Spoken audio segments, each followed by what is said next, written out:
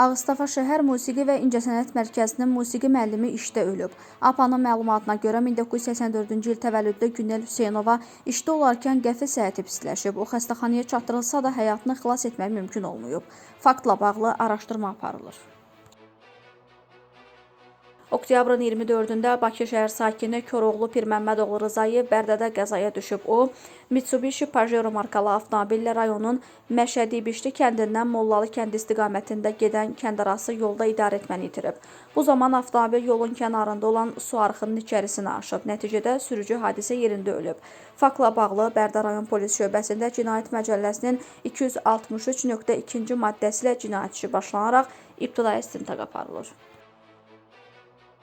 Oktyabrın 24-də rayon ərazisində yerləşən şadlıq saraylarının birində 29 yaşlı şəxslə nigah yaşına çatmayan qızın planlaşdırılan toy mərasimi barədə polisə məlumat daxil olub.